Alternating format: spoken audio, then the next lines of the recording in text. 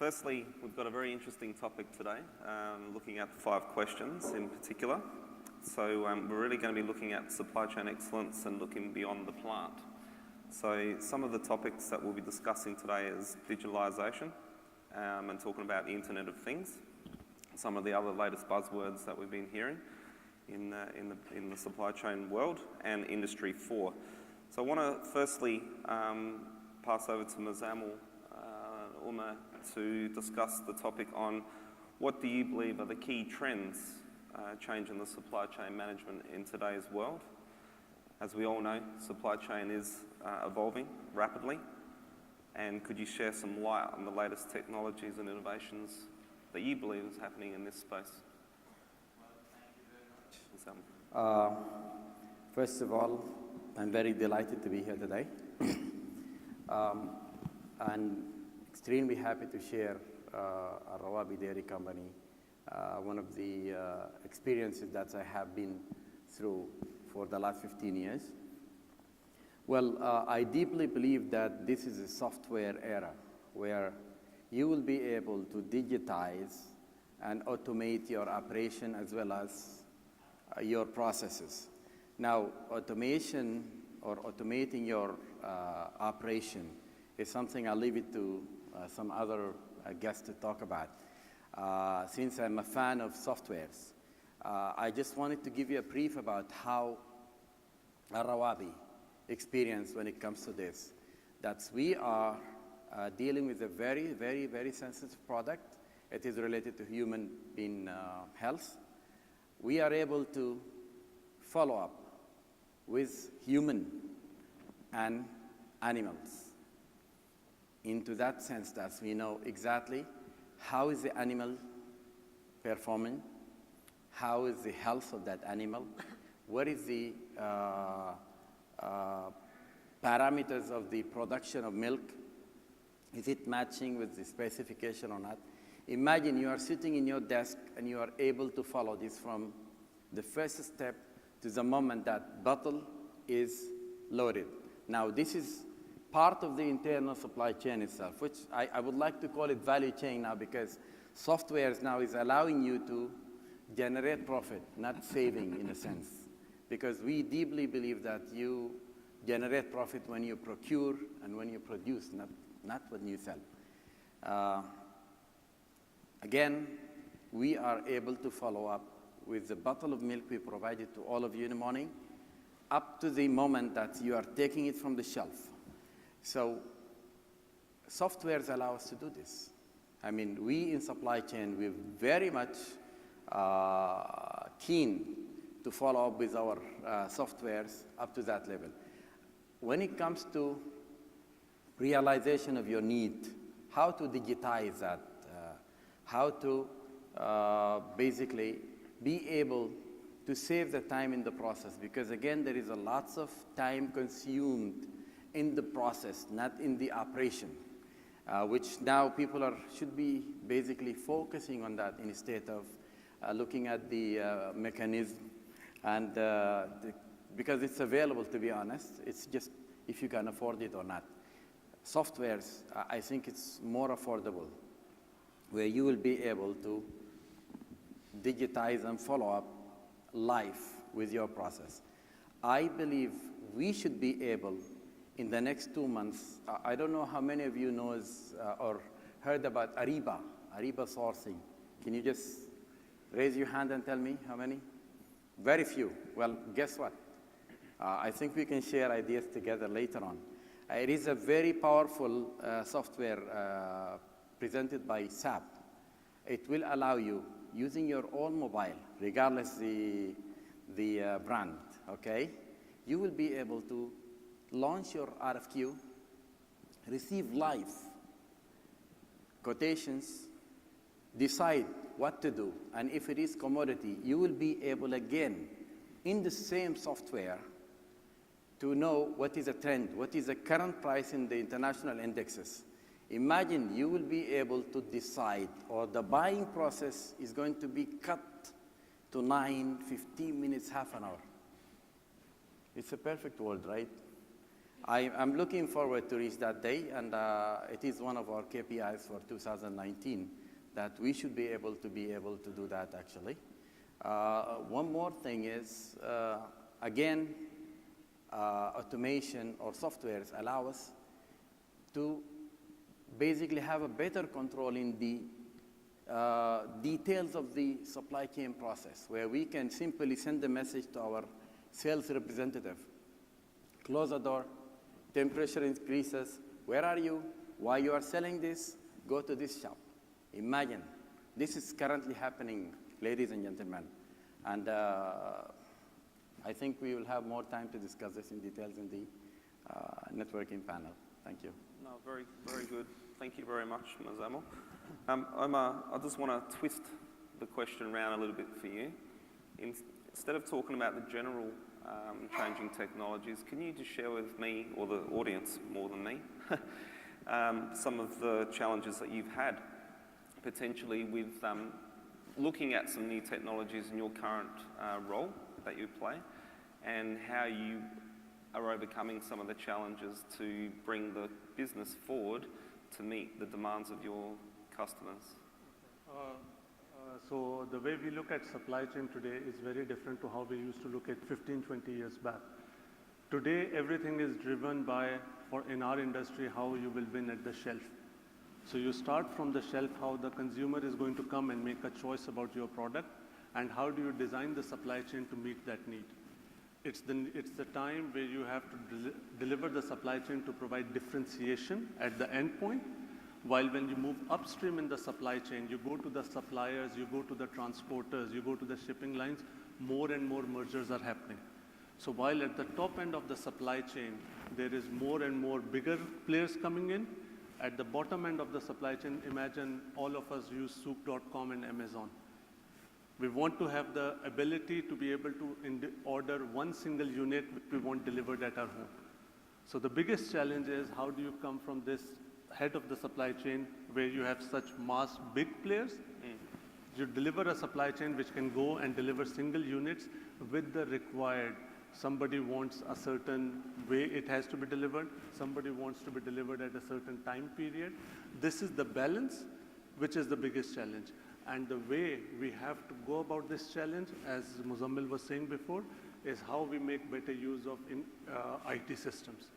I think across our supply chain, we suffer from a lot of lack of systems talking to each other.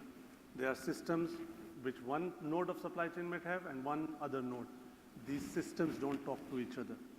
And that's the big opportunity which we have, which we, at least in our company, are working on, to be able to get from this huge suppliers to provide the customization to our customers and consumers at the end point. Very interesting. So next questions will be going to Krishna and Kunal. So we'll start with Krishna. According to you, how can manufacturers turn their supply chain into a powerful source of competitive advantage? And what KPIs can be put in place to measure those, and just being more specific in your realm? All right, thank you. Good morning. Thanks for having me over here. I represent a manufacturing organization, so possibly my perspective will be from a manufacturing organization, how things are changing. If you see typically supply chain, the definition of supply chain, like my colleague was saying, 15 years ago, it was more store-oriented. So when you say supply chain, it's the stores and the forwarding. And typically we used to express supply chain cost as the cost of storing and transportation, which is somewhere between 5 to 12% or 5 to 15%, depends on industries to industries. So what has changed now is that the supply chain industry has not exactly changed by itself. What has changed is that there is a change in the consumer behavior. The people have become more informed. There's social media, there is aspirations. So people want things which is faster, better, in cheaper quality or competitive. And there's one more thing which has actually come into the picture, is called advocacy. So where the consumers knows how exactly a product is faring compared to what their neighbor is buying. So this has actually put pressure on the entire organization. The organizations have done everything possible in terms of increasing margins, which is not exactly possible in a competitive environment. So when they look at the functions within in the organization, supply chain was looking like one function, which was taking a particular cost. And traditionally, if my colleagues in supply chain would agree, that supply chain as a function was aligned with finance functions. So the KPIs of supply chain was more cost-driven, on time, on cost. Possibly the cost comes first, then the time, and the quality. Now what is changing now is that the concept of supply chain becoming value chain, which means the ambit actually extends from the place where it actually gets sourced to the point where it gets consumed. That's the entire value chain. So when you expand this definition of supply chain to a value chain, the ambit of, or the scope of improvement would be almost like 70%. So when you compare a 6% or a 10% as a cost of supply chain, and when you compare 70%, which is when the new definition of supply chain, the cost of sourcing, the cost of manufacturing or the processing, the cost of forwarding, all this gets included. So when you are able to convert it or control it, the ability for you to derive some efficiencies are much, much higher. For instance, I was part of a conference last week, and someone was mentioning about usage of a technology called blockchain. Now, if you wonder what happens in blockchain in supply chain industry is considered as a very traditional industry. Typically, for projects, there's something called as LC. I'm sure that everybody is aware what is LC. LC is an instrument where a buying party and the selling party come into an agreement. And typically, something like 2 weeks is what is being taken for negotiating that document. Now, for delivering a project, if it is going to take 2 weeks, that's going to add 2 weeks in the entire chain. By blockchain technology, which I think government of Dubai has piloted, the time actually comes down to half a day. Actually, in real time, it's less than half an hour. So imagine, in the entire scheme of things, from 14 days, a project gets reduced by 13 days. You're talking about the efficiency of almost like 95% improvement. So when you save time, you save cost. Thank you. No, very good, very good. And it is all about saving money and getting the best return on investment. So moving across to Kuno, looking at how he's challenged or facing those challenges in his industry and looking for the best return on investment. What can you share some of your insights of late? Good morning, everyone. Yeah, I'd like to start with explaining you what I work for a company called Batil International. Some of you might know our products, and for some of you who don't, we are into luxury date products. So just to give you an idea about our supply chain, we kind of touch base on every node of supply chain. I mean, date is a natural fruit. I mean, we don't produce it, but we are like the farmers, so we do farming of dates. Then we are processors, we have manufacturers, distributors, as well as retailers. So I happen to have a great opportunity to work at and touch every node of supply chain within Batil. It's quite a complicated supply chain, but very interesting. I mean, we've recently even started e-commerce, so pretty much touching every phase of it. Now, I think as my colleague Krishna rightly mentioned, supply chain industry is a traditional industry, and you know, it's the expectation of customer that is changing, but pretty much the industry remains the same. So when it comes to KPI, I would say that the K in the KPI is the key word, you know. With the whole digitalization, the software, and so much of information floating around, we really need to choose what kind of KPIs we are talking about. I mean, I personally feel we should have very minimal 2 or 3 KPIs and very closely, you know, aligned to your goals and objective as an organization.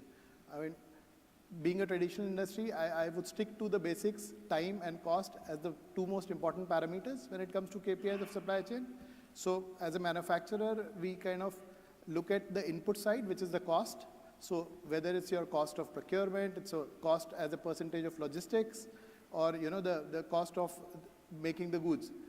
That is one parameter. And on the output side, we'll talk about time and an important parameter, which is on time in full. So how much of products you get to the customer on time, how much of what is the accuracy of the order, how much is the fulfillment rate. So these remain the basics which kind of drive everything around them to achieve. So once you have these in place, you will do everything to achieve them to make it right. I mean, that's what I would stick to. Thank you very much. Looking at the strategic role that supply chain management plays in industry is well understood, but really what are the impacts an inefficient supply chain has on a business's growth, improved or poor material flow, and ultimately the customer satisfaction to maintain your loyal customer base or your fickle customers that can move to an easily achievable or replicable product that you may offer. So really having the business niche is crucial, or the differentiation between products. And if you don't, you have to be more, remain more competitive. So the next question really goes to Krishna, again, to flow on from what you were discussing then. But the key questions are, how do you really monitor those, and how do you measure your return on investments through digitalization all the way through the value stream? Right. Very nice question. Thanks for that. Again, if you look back, many years ago, we did not have a function called as supply chain director. Possibly it would have been a materials manager or a stores manager or a logistic manager or a senior manager. There was no board function which was supply chain related. Today, the functions are board functions. Moment a function becomes board function, that means that it has a strategic importance in the entire business. Well, for example, within our company, we used to follow a principle called OTIF, which is on time in full. And we were traditionally measuring the supply chain performance as the cost and the time and the quality, of course. We made some changes. We said that, hey, what's important for the business? Okay? We are not saying that what's important from the supply chain. We said what's important for the business. What's important for the business is the customer satisfaction. So how do you measure it? You measure it by CSI. So now supply chain has a cost as one of the parameter for measurement, and there is a CSI, which is the measurement for the businesses. Not many times it goes together. It could be, sometimes it will be in cross purposes. So we said, hey, why don't we do something? Why don't we make CSI as a function of, as a KPI for supply chain? Then we saw a whole lot of realignment happening in the supply chain. Instead of they looking at cost within a very small ambit, they started looking at customer satisfaction. Yes, cost becomes an important function, but that is not the only parameter on which a supply chain decision is taken. The CSI becomes more important. So if you were to have for example, what's the promise of any e-commerce in the world? The promise of e-commerce is that I would get you quicker, I would get you cheaper, and quality. The timeline which was being talked of 4 days or 5 days has come down to something like 4 hours. So what is the promise? The promise is the delivery. Amazon delivers in 4 hours now. Now, if you actually see, Amazon is a great supply chain company. People debate whether it's the e-commerce company or it's a great supply chain company, and there are a lot of debates which happens in US cities. Is it a great supply chain company which is flowing products, or is it a great e-commerce company having a great supply chain? So as supply chain professionals, we believe that it's a great supply chain company.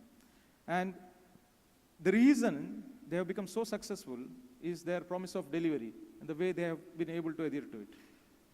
This is possibly one of the examples how efficient supply chain can make companies to grow much, much faster than a traditional company.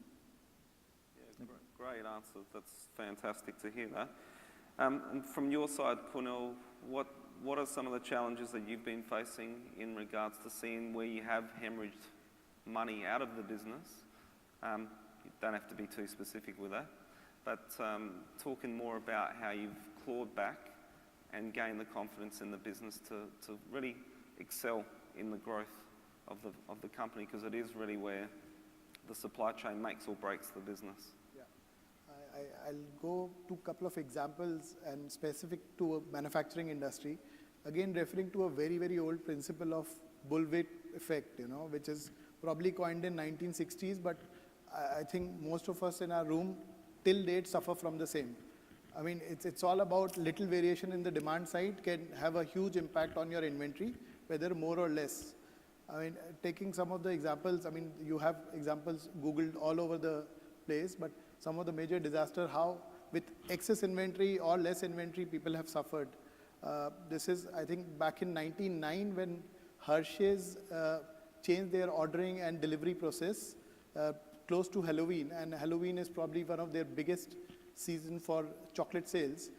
These guys lost almost $150 million for that event, which brought their stock down by about 8%, which is kind of, you know, when you can't fulfill the demand of a customer. Going to the other extreme, the networking giant Cisco in 2001, when they changed their demand forecasting software, they ended up with excess inventory and writing off about $2.2 billion of inventory and bought their stocks down by 20%. So it's a very, very traditional, again, going back to the basics of supply chain, it's all about information flow. Now today with all this technology, all software, digitalization, we have that opportunity to have information flow very fast, right from the consumer back to manufacturer, and you can act quickly. I think this is what eventually will make the whole supply chain more efficient and avoid any of these things and more inventory waste, as we call it in supply chain, so to kind of come up with a better solution. Oh, fantastic. Thank you very much for that. So we've been talking about digitalization, systems, processes, KPIs. This is the business end of the deal, George, for you. Looking at digitalization and connectivity have been very critical for companies moving forward, gaining that competitive advantage, but also it's been a challenge for a lot of companies. For me, being from Australia, a very well-connected network, I guess you could say, because of the geographic distances. The UAE is in embryonic, excuse me, but moving very fast, at a very fast pace to keep up with the rest of the world.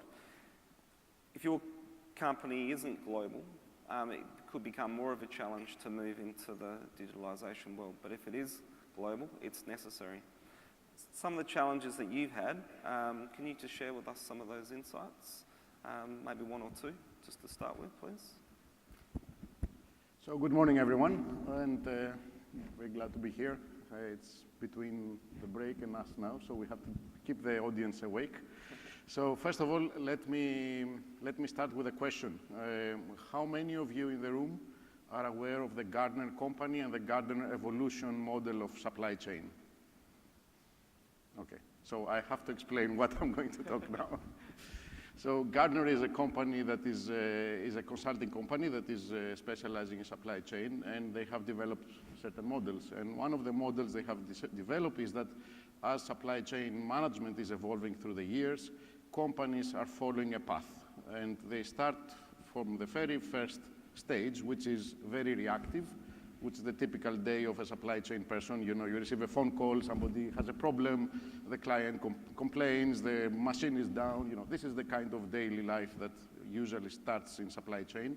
But the idea is that you move gradually in the path and you become more and more evolved. And at the very end, you are orchestrating an ecosystem which is all connected. Everybody is talking to everyone. Everybody has access to the same data. The moment the consumer buys the bottle in the supermarket, at the very far end, the chemical producer sees a demand. You know, that's the dream. Okay. Now, this is not a completely new thing, and the technology behind it is not a very high-end technology. The technology has been with us from the 60s, you know. So why not everyone is on the far evolved stage? Why so many of us are still on the stage of panic and daily firefighting and daily problems? You know, why this fantastic dream doesn't happen? And my experience, having been through this thing, is it's very difficult to have one system in one company connected to another system in another company. It sounds easy, but when you start trying to do it, it gets very hard. And why is it so very hard? First of all, everyone is focusing on his own KPIs, on his own profit margins, on his own priorities. my priorities are not definitely the same with your priorities. So everybody's trying to become better and better and better, but we are building silos which are even more complex and more complex and more complex, but it's our internal silos. So that's the first problem. The second is that the return on investment to connect one system to another system is not always there.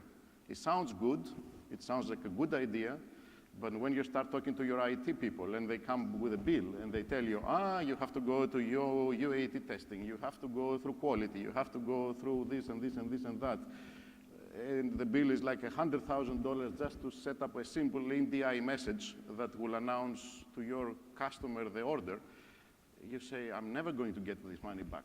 It's like a 20-year payback period, and the value is not there. So I think what we are faced now is that the idea is there, the technology is there, everybody is agreeing that it's a good thing to do, but unless we simplify it and we find a way to do it smarter, it will move very fast. And we are stuck in this middle zone that, we're still fighting for that. Now, one idea I have seen in Europe working very well, which has not yet transferred here, is instead of creating point-to-point connections, you create platforms that everybody goes on that platform. So let's say if I take that in the supermarket retailer environment, let's say if you want to connect every supermarket with every retailer, the combinations are so many that nobody will have the ability to make it. But if you say that I create one platform and then everybody connects to the platform, then the cost goes down and it's becoming a viable solution. So that is an idea that maybe we will see that happening. And there are some global platforms that are happening. You mentioned one on the procurement side. I think that would be one idea how to bring connectivity. Fantastic. I think I learned something out of that, what you've just mentioned there, and it really brings home some of the things that we're going through and facing in our business particularly. I think the security issues are there, and I think a lot of people are hindered by some potential security issues.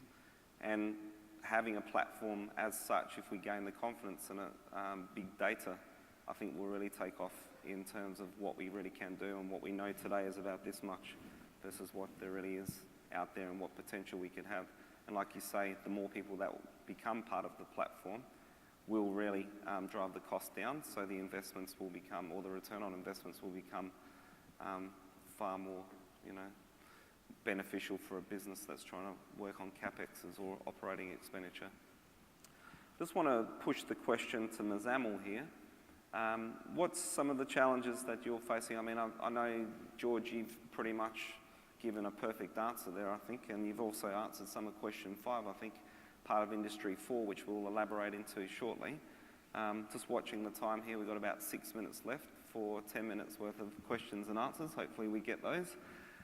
If not, we can go to lunch. What are some of the challenges that you've faced at this point in time, Muzamil, just to elaborate specifically on?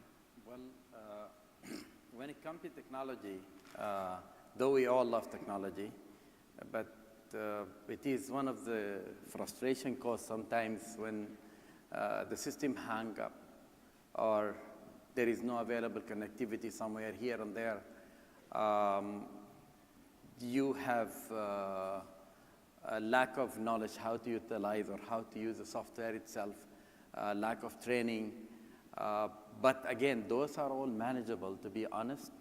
It is just, you need to know what is right for your industry. I think it's a great idea that you should always seek some consultant to let you know exactly what is good for your operation. You just don't go and automate everything because of the sake of saying, hey, I automate my process. It might be wrong for you. You invested lots of money in automation, and then it comes out like a nightmare for you in a state. We believe in the coming few years, everything will be digitized in a sense. Like, I don't want to say at one day we will see a robot go and prepare your machinery, but nothing is impossible. You might see this one day. But at the end of the day now, as I mentioned, we are able to trace what is our product quality to that extent. Why? Because again, the nature of the business we are dealing with is directly related with human health. So we have to be very much conscious, and we do care about the quality of the product. And this has cost a lots of money and investment just to trace the quality of the product. But it is worth it. It pays back of customer satisfaction. That is one of the beauty about supply chain. When you have a sufficient productive operation as a supply chain, you will have a very high rate of customer satisfaction, which will have an impact directly in your market share, in your company reputation. And we are very proud that the supply chain in Al-Rawabi Dairy Company I just have to highlight this. It's a complete supply chain process. It's not like partial. People sometimes implement the supply chain in one area. No, we have a supply chain from the moment we realize our need and we forecast our sales, to the moment that we deliver the product to you nice, in the best quality, at the right time. And time is important, as we discussed this several times now. You need to know the value of time, okay? But again, the challenges all around when it comes to technology, I think it is only few issues. If there is any IT people sitting here, they know exactly what I'm talking about. It's all about failure of the system itself to function, which is related to some other factors, like you have to have a better connectivity from the Etisalat or the connection companies. You have to have a reliable technical support. You must choose the right device. So if your process required a specific climate or environment, don't just go and buy the cheapest one. Go and buy what's right for your operation. I heard about some other companies that I have elaborated with them, that it's a cold chain, and they bought devices which is not suitable for the operation. But they didn't realize that. They have been facing a lot of problems for 2 years, and then they decided to change the software, which was completely wrong decision from A to Z. They have a fabulous software, but they choose the wrong device. So that's mainly the challenge. That's from the beginning, I would say, choose what's right for your operation, and you will not face that much problem. Thank you very much. Thanks, Muzamil. Omar, I'm not going to elaborate any more on question 4. I really want to get into, if you don't mind, that is move on into question 5, which is industry 4. So I think that's really where we're going to make up the time here. We're running out of time now. And hopefully I'll give you the table to start off with that. But I just want to finish off on what you were just saying there, Muzamil. It was a really interesting point that often a business can get very excited about the latest buzzwords, particularly if they have an issue in their company at that point in time where they're hemorrhaging money. And that's why it's so important to build the core competencies in the business rather than allowing those core competencies to be put out to a consultant, for example, or allowing someone else to scope your business where you are over-speccing the requirements of the business. And that's really where it comes down to the finance teams to really look at the return on investments based on your appraisal of a product or a service that can be offered. I myself work in cold chain, and I know, for example, that we don't need to go too fancy on some of the equipment that we've got because we just don't need it and we're not ready for it. So you've really got to assess the business capabilities, so the resources, meaning people capabilities, and what your infrastructure can allow, so you're not going over the top in over-speccing the business. And at least if you make it in 2 or 3 phases, that's that fundamental step moving in the right direction. At least you can minimise your costs and achieve maximum output or return on investment. So for the last one, which is the most important, I believe, which really looks at how Industry 4 will change the supply chain management from a traditional platform to a 2020, which we used to know as in the future. Now it's not. 2060 is the next 2020. I believe I feel very privileged to be part of supply chain in this day and age, and that I'm alive to be able to see it happen. So what's your thoughts? Over to you, Omar, first. It was originally going to be George, but he gave the perfect example of what Industry 4 was. How do you see it? I think the thing that is going to change in the next 30 to 20 to 30 years is the use of artificial intelligence in supply chain management. I think this is an area which is about to be explored now. Think about this. Today we have, if not thousands, millions of supply planners and demand planners sitting and trying to predict what happens in a normal way. That's not where you are adding value. This all should be done by artificial intelligence. This is how the world is going to change by the 2060. How we will maximize the usage of artificial intelligence in the supply chain to optimize ourselves further.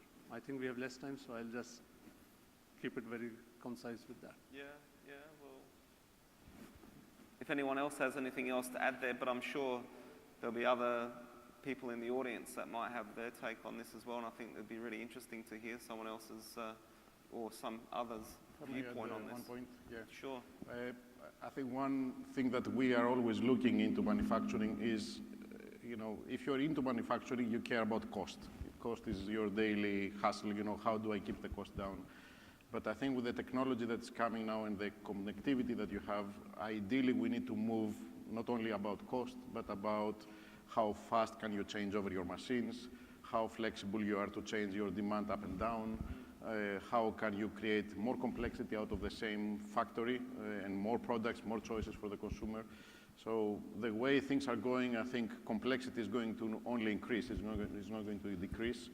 So the technology that the plant has needs to be geared to that, because if we're only following cost, that will not be successful anymore. Again, a perfect answer, because it is going to create more complexity. How do we deal with that complexity? And how can we move at the same speed, if not faster? One of the key things out of that, what you just mentioned, was that how does the connectivity will mean that machines can actually predict maintenance programs before they come out, rather than relying on a logbook, and predicted that planned maintenance. So you're actually meeting your customers' expectations real time, rather than reactively. But I'd be keen to open it out to the floor and see what else other people can offer to Industry 4 experiences and what their thoughts are. In this part of the world, we have major constraint majorly in manufacturing is raw materials availability, immediate raw materials availability at our plants. We majorly depend on other countries to import the raw materials, where lead times are very high. Because of that, we land up in high inventories. Now, from yesterday, we are hearing that our customer demands are getting changed at a rapid phase, so products are getting changed at rapid phase.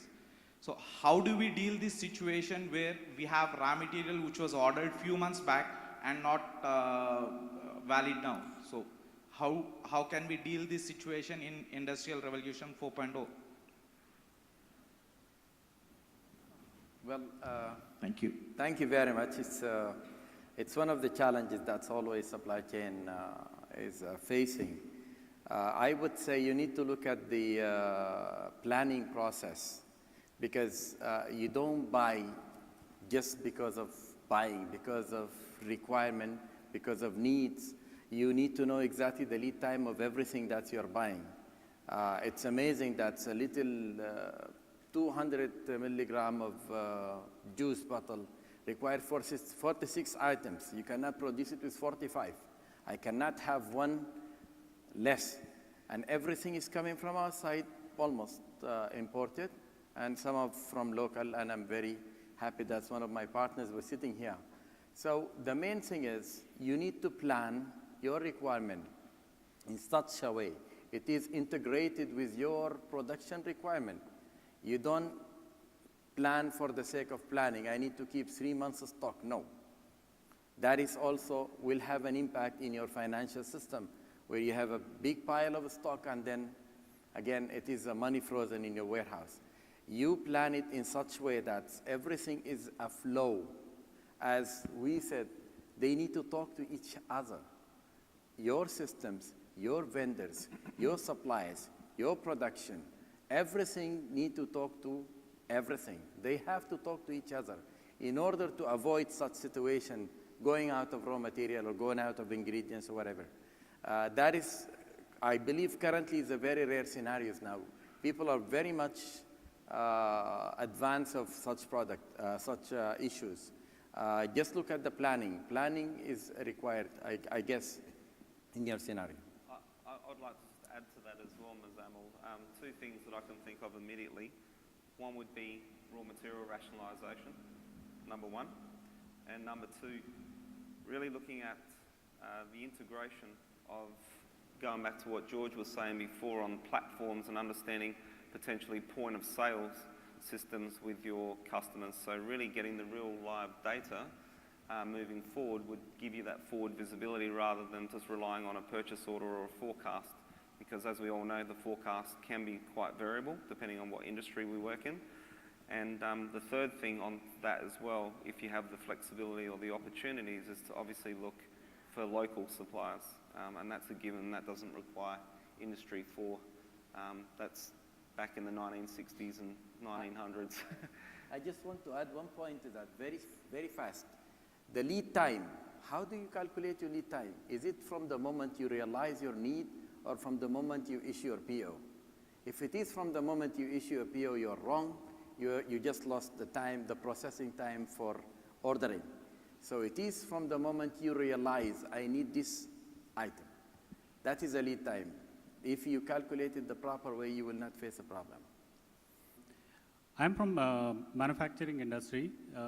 The colleagues from FMTS side, I wish to ask them a question that how do they handle the supply chain more effectively when it is a new product? When there is a change, obviously something is discussed, but what sort of challenges you face and what sort of countermeasures or what sort of solutions normally you do to have achieve a better efficiency in new products? Thank you. So in our industry, when you go and launch a new product, there are two things that you have to really think about. One is going to be how you are going to fill that product in the trade, which is going to be how you fill the trade inventory pipeline, which is mathematical, which should not lead you to a lot of volatility. And then you need to separate out the impact of how much consumption this product will have. The important thing whenever we try to launch something new is it's an unknown.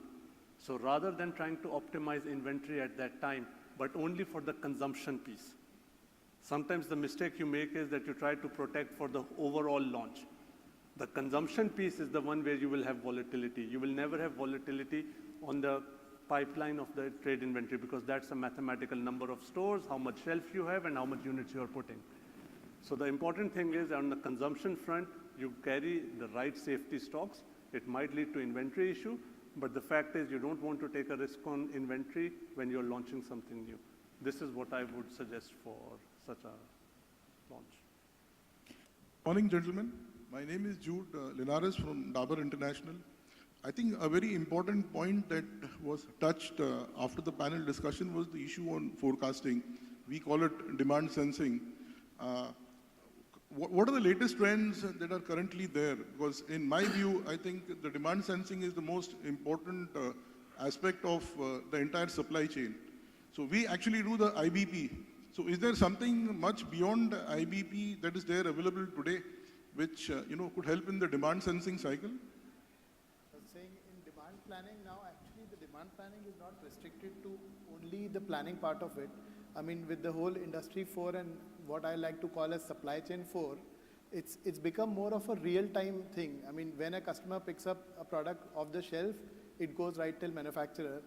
There's a latest patent which is pending from Amazon is something called as predictive shipping. So it's not, like I was saying, related to demand. So what happens, Amazon is trying to get some products into the shipping network even before it was ordered by a customer. So they are now using this whole artificial intelligence tool and trying to come up with predicting what a customer might be ordering, and so that the product is already in the network. So that's what we are talking about in next 2 to 3 years. The whole demand planning phase is completely going to be changed. Yes. That kind of tells you a little bit about this area. Okay. Hello, my name is Muzammil Hashmi. I'm from Reckitt Benckiser. My question is, with the Industry 4.0, the consumers are requiring customized products and the demands are changing every day. So with this, how we will capture this in the demand planning, like how, because the products are usually made in bulk and one formula or one packaging is made in millions right now. So how the industry will customize it, and can it customize for every individual order, or it has to be like in a bulk or in a lot, and what are your thoughts about it? Thank you. Well, I think Dell is the right example for answering your question, actually. It is a complete custom product where you just order what you need and it comes in 24 or 48 hours maximum. It is just related to main components. Exactly the same thing is like planning. You know exactly what are the main components or base components in your product, and then there is the accessories one. There is software which will help you actually to optimize your inventory in such way that's reading the 6 months database forecast. Again, it will support the idea of cash flow reduction. But again, the main, I think there is nothing else I can think of right now comes to my mind. More like just go and study the operation of Dell. It is exactly what you need to know, how to manage or how to control your operation according to that. Custom-based ordering and forecast.